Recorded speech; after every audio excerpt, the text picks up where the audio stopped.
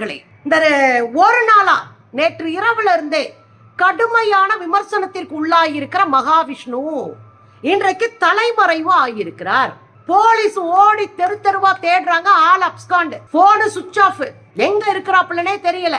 அவருடைய அறக்கட்டளை இருக்கக்கூடிய திருப்பூர்ல ஆளு காணா, பிறந்த வளர்ந்த ஊரான மதுரையில ஆளை காணா. மொத்தம் ஆளே இல்ல, எங்கேயா போனாருன்னு தெரியல.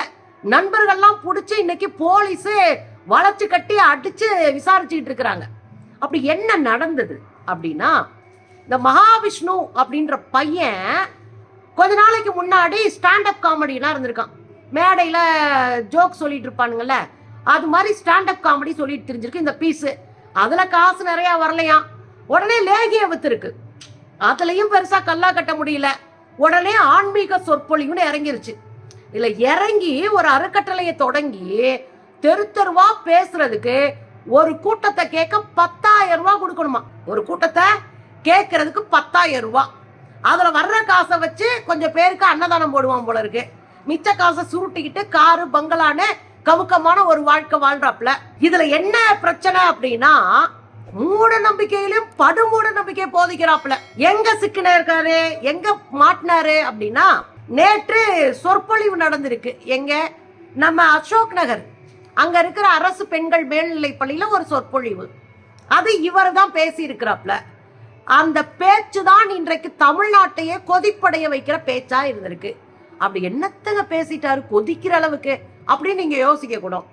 ஒண்ணு இல்ல, காலங்காலமா பார்ப்பனியம் நம்மளை எப்படி கீழே போட்டு மிதிக்கிறதுக்கு என்னென்ன தந்திரமான ஆயுதங்களை எல்லாம் பயன்படுத்தியதோ அதையே மினி வெர்ஷன்ல பேசியிருக்காப்ல. அப்படித்தான் விதின்னு உன்னை கொண்டு வந்தாங்களே, விதிப்பா, இது உன் தலை விதி, உன் தலையெழுத்து.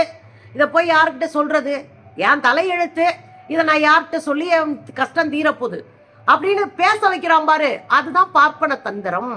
ஏன் அதை பேச வைக்கிறான்? நீ அதிகாரத்தை எதிர்த்தும் பார்ப்பன தந்திரத்தை எதிர்த்தும் கேள்வி ஏற்றக்கூடாது. ஏழையா நான் ஏண்டா இருக்கணும்? அதான் பாரதாசன் சொல்லுவாரு, கஞ்சி குடிப்பதற்கும் இல்லார் அதன் காரணம் ஏதென்ற அறிவும் இல்லாருன்னு. டேய், நீ கஞ்சி குடிக்கிறதுக்கு இல்லாம தானே இருக்க. அது ஏன் யோசிச்சாட? யோசிச்சியா? ஏன் உன்னால கஞ்சி குடிக்க முடியல? உனக்கு மட்டும் வீடு ஏன் இல்ல? உன்னைய மட்டும் ஏன் படிக்க கூடாதுன்றான்? உன்னை மட்டும் ஏன் கேரியில இருக்க சொல்றான்? உன்னை மட்டும் ஏன் பெரிய வேலைக்கு வரவிடாம தடுக்கிறான்? கேள்வி ஏட்டமா? கஞ்சியும் குடிக்க மாட்ற, கேள்வியும் கேட்க மாட்ற. யாருடா நீன்னு அன்னைக்கு கேட்டவரு. ஏன் இந்த கேள்வி கேட்டோம்? இந்த கேள்விதான் பகுத்தறிவு கேள்வி. சாமி எல்லாம் கேள்வி கேட்க கூடாது, சாமியார்களையும் கேள்வி கேட்க கூடாது. அப்ப தளவிதி என்பதன் மூலமாக கேள்வி கேட்க கூடாது. ஒடுக்கப்படுகிற விளிம்புநிலை மக்கள் கேள்வி கேட்காம இருக்கணும். பணக்காரன் பணக்காரனா இருப்பான், ஏழை ஏழையாத்தான் இருப்ப. இதெல்லாம் உன் முன் வினை, நீ முன்னாடி செஞ்ச வினையினுடைய பயன். நீ போன பிறவில தப்பு தப்பா செஞ்சிட்ட, அதனாலதான் இந்த பிறவில மாற்றுத்திறனாளியா பிறந்துட்ட, நோயாளியா பிறந்துட்ட. நீ அடுத்த பிறவியில நல்லா பிறக்கணும்னா இந்த பிறவில சாமியை கும்பிட்டுக்கிட்டே திரி, பேசவே பேசாத, எதிர்த்து கேள்வி கேட்காத. இதுதான் அவங்க அடிப்படையான வேலை. இதைத்தான் காலம் போற நம்ம மண்டையில திணிச்சு வச்சிருந்தான்.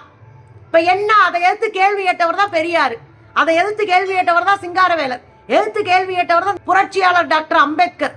இதையெல்லாம் பார்த்துட்டு தான் நம்ம வளர்ந்துருக்கோம் இல்லையா? அதனாலதான் இந்தியாவில நம்பர் 1 இடத்துல நம்ம இருக்க முடியுது. இப்ப என்ன சிக்கல் வந்துருச்சுன்னா, சங்கி பயலுக வேற ஒரு ரூட்டை பிடிச்சு உள்ள வர்றான். இன்னைக்கு பள்ளிக்கூடத்துல போய் பேச ஆரம்பிச்சோம்னா அடுத்த ஒரு 15-20 ஆண்டுகள்ல மூட நம்பிக்கையின் கூடாரமாக தமிழகத்தை மாற்றி விடலாம். அப்ப மூட நம்பிக்கையின் கூடாரமா மாறுச்சுன்னா ஈஸியா நம்ம ஓட்ட அறுவடை பண்ணிடலாம். இதுதான் அவங்க எய்ம். அதுக்கு இது போல தாம்பொலைக்கு சோத்துக்கு வீங்கி இருக்கீங்கள, இவனுங்களை புறம் புடிச்சிட்டு வந்து காசை கொடுத்து இந்த உள்ளடி வேலையை பார்த்து கொண்டு இருக்கிறது சங்கி கும்பல். இப்ப நம்ம என்ன கேக்குறோம்னா, இங்க வந்து இந்த பையன் அதான் பேசுறான். என்ன பேசுறான்? நீ நோயாளியா பிறந்ததும், மாற்றுத்திறனாளியா பிறந்ததும், நீ வந்து ஏழையா பிறந்ததும், வீடு இல்லாம பிறந்ததும் எல்லாமே நீ முன்னாடி செஞ்ச வினைன்றான். நீ போன பிறப்புல செஞ்ச வினை பயன்றான். டேய், மனுஷங்களுக்கு பொறப்புன்னு ஒண்ணு பெருசா இல்லடா. அடுத்த பிறப்பெல்லாம் திருவள்ளுவர் சொல்லியிருக்காரு. அவர் அந்த காலத்துல சயின்ஸா படிச்சாரு. அந்த காலத்துல இருந்த அறிவாளி அம்பிட்டான். திருவள்ளுவர்ல 100% நாங்க ஏத்துக்கிட்டு இருக்கோமா என்ன? அவர் பேசுன, அவர் சொன்ன விஷயங்கள்ல மாற்று கருத்து இருந்தா அதையும் பேசுறதுதான் பகுத்தறிவு. சரியா?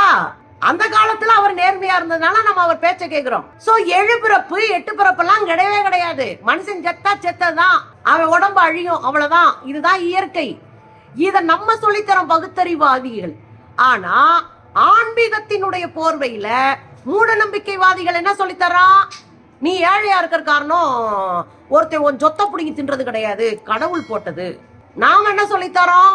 உன்னை ஒருத்தன் ஏமாத்துறான், அரசியலா அதிகாரத்துல உட்காந்துட்டு உன்னை ஏமாத்துறான், உன் சொத்து உன் வளங்களை எல்லாம் ஒருத்தன் புடுங்கி தின்னுட்டு அம்பானி அதானின்ற பேர்ல ஊரடிச்சு உலையில போட்டு தின்னுட்டு இருக்கான். அவன் மகன் கல்யாணத்துக்கு 5000 கோடியில அவன் கல்யாணம் பண்ணி வச்சுக்கிட்டு இருக்கான். நீ தெருக்கோடியில படிக்க வைக்கலாம திரியிற. இத சொல்லி கொடுத்தா பகுத்தறிவு. இத பூசி மூழ்கி முன்ஜென்மத்தினால ஏற்பட்ட வினையால் நீ இப்ப ஏழையா இருக்க, நீ வியாதியோட இருக்க, நீ அதோட பாத்தீங்கன்னா மாற்றுத்திறனாளியா பிறந்துட்டனா கடுப்பு வருமா வராதா? அங்க சங்கர்னு ஒரு வார்த்தையாருக்கு கடுப்பு வந்திருக்கு. ஏன்னா அவருக்கு மூளை இருக்கு. அவர் பட்டுன்னு எதிர்த்து கேட்கிறாரு, என்ன தம்பி ஆன்மீக சொற்பொழிவை நடத்துறீங்க? நீங்க இந்த குழந்தைகள் மேம்படுத்த தானே வந்தீங்க. அப்ப தன்னம்பிக்கை வளர்க்கிற சொற்பொழிவாற்ற வந்தா அதை செய்யுங்க. நீங்க எதுக்கு வந்தீங்க ஆன்மீக சொற்பொழிவாற்றுறீங்க? எல்லாம் முன் பிறப்பில் செய்த பாவம்னு ஏன் சொல்றீங்க அப்படின்னு அவர் கேள்வி கேட்க அவ்வளவு அசிங்கப்படுத்திருக்கான் சொந்த பள்ளிக்கூடத்துல வச்சு அவரை. இவனுங்கெல்லாம் சோத்துக்காக மைக்க கையில புடிச்சுக்கிட்டு தன்னை அறிவாளியா காமிச்சிட்டு இருக்கிற அரைவேக்காட்டுக்கா கும்பல் இதுங்க. அங்க இருக்கிற ஆசிரியரை அவ்வளவு கேவலமா, அவ்வளவு கேவலம். நீங்க யார்? உங்க பேர உங்க பேர சொல்லுங்க, பேர சொல்லுங்க. நீங்க என்கிட்ட ஒரு கேள்வி கேட்கறீங்க, நான் உங்கள்கிட்ட ஒரு கேள்வி கேட்கிறேன், பேர சொல்லுங்க. ஓங்கி பொல்லேர்னு ஒரு போடு போட்டிருந்தா இந்த சங்கி பயலுங்க இந்த பேச்சு பேசுவானுங்களா நான் கேட்கிறேன். ஒரு பள்ளிக்கூடத்துல உட்காந்துட்டு என் பிள்ளை குட்டி முன்னாடியே அதுக்கு அந்த பிள்ளைய கை தட்டுதுங்க. அந்த பிள்ளையத்தான் இழிவுபடுத்திருக்கான். ஏன்னா அரசு பள்ளிக்கூடங்களை ஏழை எளிய சாமானிய கல்வி மறுக்கப்பட்ட குடும்பங்களில் இருக்கிற குழந்தைகள் அதிகமா படிக்கிறாங்க இல்லையா? அப்ப அந்த குழந்தைங்க தான் அவன் கேள்வி பண்ணிட்டு இருக்கான். உங்க அப்பா ஆத்தாலாம் பாவம் செஞ்சவன், அதான் நீ இங்க பிறந்துட்ட. நீ பாவம் செஞ்சவ, அதனாலதான் இங்க பிறந்துட்ட. நீ ஏழையா பிறந்துட்ட. அப்ப அந்த பிள்ளைகளை தான் இழிவுபடுத்துறான். அது இல்லாம அங்க போய் நின்றுட்டு இன்னொரு வார்த்தை பேசியிருக்கிறான். நீங்க நிறைய தியானம் பண்ணணும், தியானம் பண்ணி உள்ள ஒளியை பெருக்கணும். அப்பதான் ஒரு ஆண் ஆடையே இல்லாம அம்மனமா நின்றாலும் உங்க மனசு அலைப்பாயாது. தூக்கி போட்டு இவனை மிதிச்சிருக்கணுமா கூடாதா? கோபம் வருதுங்க. ஒரு பொம்பளை பிள்ளைய பெற்றிருக்கிற ஆத்தான முறையில திரும்ப திரும்ப இந்த ஆம்பளைங்க பண்ற அத்தனை அயோக்கியத்தனத்துக்கும் பெண் குழந்தைகள் தான் எல்லாம் பண்ணணுமா? இதத்தான் மூட நம்பிக்கை நம்ம சொல்லி கொடுத்துட்டு இருக்கோம் காலங்காலமா. இத பள்ளிக்கூடத்துல நம்ம குழந்தைங்க முன்னாடி, பெண் குழந்தைங்க முன்னாடி ஒருத்தன் தைரியமா பேசுறானா அவனை வேடிக்கை பார்த்துட்டு அதை தட்டி கேட்ட சங்கர் என்பவரை அவமானப்படுத்துறது இந்த கூட்டம் வேடிக்கை பார்த்திருக்கு. எப்படி ஏத்துக்க முடியும்? எப்படி ஏத்துக்க முடியும்? பெண் குழந்தைகளை பாதுகாக்கிறதுல சொல்லி கொடுத்துட்டு இருக்கிறோம். கேள்வி கேளு, எதிர்த்து கேள்வி கேளு. ஆம்பளை பிள்ளைய ஒழுங்கா வளங்க. ஆம்பளை பிள்ளை பண்ற அயோக்கியத்தனத்துக்கெல்லாம் பொம்பளை பிள்ளை மேல பழி போடாதீங்க. நம்ம கதறி கதறி கத்தி கத்தி சொல்லிக்கிட்டு இருக்கோம். இப்பதான் கொஞ்சோடு பயன் கிடைச்சிட்டு இருக்கு. இன்னைக்கு பள்ளிக்கூடத்துக்குள்ள சங்கிகள் போற போக்குல நம்மளுடைய அத்தனை உழைப்பையும் காணாமாக்கிட்டு போயிட்டு இருக்கானுங்க. அதை எழுத்து கேட்டவரை ஒரு பார்வை மாற்றுத்திறனாளியாக இருந்த ஒரு ஆசிரியர் இப்பதான் களை கட்டுது அப்படின்னு அவன் ஜோக் அடிக்கிறானா, இந்த பிள்ளைய அப்புறம் சிரிக்குதுங்க. இப்ப நம்ம குழந்தைங்களை எப்படி ஒரு சூழல்ல வச்சுக்கிட்டு இருக்கோம்னு பாருங்க. அதுக்கப்புறம் அவன் சொல்றான், ஞானம் அறிவு இதெல்லாம் எது வரைக்கும் நீங்க சொல்லி கொடுத்துருக்கீங்களா? டே அறவேக்காடு, ஞான அறிவை நாங்க ஏன்டா சொல்லி கொடுக்கணும்? சிலபஸ்ல இருக்கிற அறிவியலை சொல்லி கொடுத்தாலே ஞானமும் அறிவும் குழந்தைகளுக்கு தன்னால வரும். சிலபஸ்ல அறிவியலை வைத்திருக்கிறோம். அறிவியல் தான் உங்க மூட நம்பிக்கையை ஆப்படிக்கிற சரியான சம்மட்டி. அதை நாங்க தெளிவா எங்க பாடத்திட்டத்துல வச்சிருக்கோம். எதுக்கு ஆன்மீகம் மறுபிறப்பெல்லாம் நாங்க ஏன் சொல்லி தரணும்? எங்க பிள்ளைகளுக்கு பகுத்தறிவை சொல்லி கொடுப்போம். கடவுள் என்பதை போலின்னு சொல்லி கொடுப்போம். சாதியும் மதத்தையும் வைத்து கடவுளையும் வைத்துதான் பெண் குழந்தைகளை அடிமை அந்த சமூகம் வச்சிருக்குன்னு சொல்லி கொடுப்போம். நீ உட்காந்துட்டு உள்ள போய் பேனாவுக்கு பேண்ட் போட்ட மாதிரி இருந்துகிட்டு என்ன ஆட்டம் போட்டு வந்திருக்க? இதை நாங்க எடுத்து கேள்வி கேட்டா சங்கர்ன்ற அந்த ஆசிரியரை அவ்வளவு அவமானப்படுத்திருக்க. எங்க யார அவமானப்படுத்துறீங்க? இந்த பார்ப்பன கும்பல் எங்க கல்வி சூழல்ல எங்க பிள்ளைய முன்னாடி அதுங்களை அப்படியே மெஸ்மரிசம் பண்ற மாதிரி அப்படியே கண்களை மூடி அழுகிறது. இந்த பாதிரியார்கள்லாம் ஜாமியார்கள்லாம் கிறிஸ்தவ மதத்துல பாத்தீங்கன்னா இந்த வேலையை செஞ்சுட்டு இருப்பாங்க. அதையும் நம்ம கேலி பண்ணுவோம். எந்த மதத்துக்கு இடையிலையும் கடவுளுக்கும் சாமானியனுக்கு இடையில ஒருத்தன் நின்று ஆடுறான்னா அவன் உன்னை வச்சு பொழைச்சுக்கிட்டு இருக்கான்னு அர்த்தம். அது எந்த மதம் செஞ்சாலும் கேள்வி கேளு. மதங்களே நான் கேள்வி வைப்பேன். ஆனா நீ ஒரு ஆன்மீகவாதியா இருக்கியா? குறைஞ்சபட்சம் இடையில வர புரோக்கரவாதி கேள்வி போயிடு.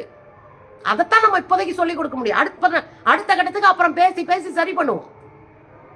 நம்ம பிள்ளைகிட்ட வந்து நின்றுட்டு கையை தூக்க வச்சுட்டு இது இப்பதான் நடக்குதா? இந்த நிகழ்வு இன்னைக்கு நடக்கலைங்க, 2021 இருந்து நடந்துட்டு இருக்கு. காமாட்சி என்கிற ஒரு பெண்ணு JK அறக்கட்டளைன்னு வச்சிருக்காரு அவர் வீட்டுக்காரர். அந்த அம்மா தான் 1 லட்சம் ரூபாய் கொடுத்து இந்த வேலையை பார்த்துட்டு இருக்காங்களாம். 2021 அவங்களுடைய ஃபேஸ்புக்ல இதே அசோக் நகர் பள்ளிக்கூடத்துல ஒரு இதே மாதிரியான ஒரு நிகழ்வு, அதாவது நாங்க மாணவர்களுக்கு ஊக்க பயிற்சி அளிக்கிறோம், அவளுடைய திறமையை வளர்க்கிறோம் அப்படின்ற பேர்ல சினிமா நடிகரை கூட்டு போய் உட்கார வச்சு ஏதோ பயங்கர ஆன்மீக மாநாடு மாதிரி கையை நெஞ்சில வச்சுட்டு பிள்ளைகளை பூரா அள விட்டுக்கிட்டு, இது ஆல்ரெடி நடந்திருக்கு பாருங்க.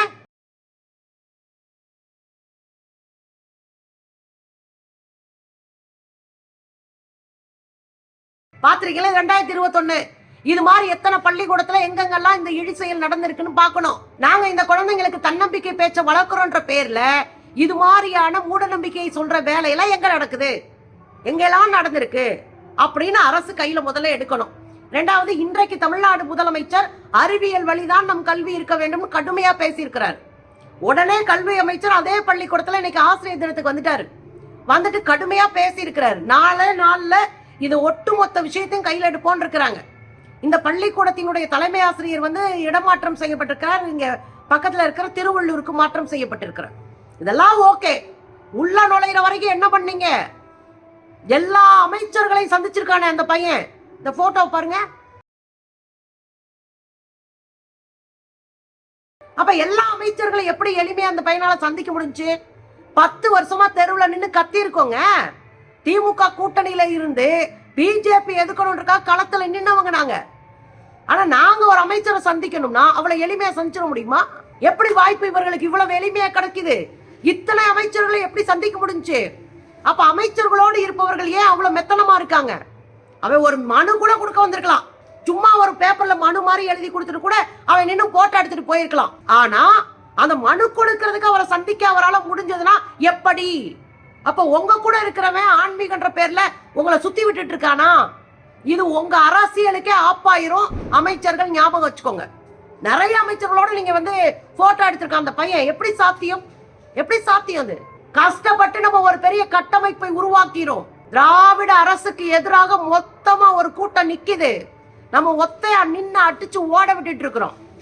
அப்ப இதை உடைக்கிறதுக்கு எத்தனையோ சதி வருது. நான் ஆன்மீகம் சொல்லித்தரேன்னு ஒரு கூட்டம் வருவான். நான் ஸ்கூல்ல கராத்தை சொல்லித்தரேன்னு வருவான். நான் ஸ்கூல்ல யோகா சொல்லித்தரேன்னு வருவான். நான் ஸ்கூல்ல தன்னம்பிக்கை பயிற்சி கொடுக்க போறேன்னு வருவான். அல்லது மெடிக்கல் கேம்ப் போடுறேன்னு வருவான்.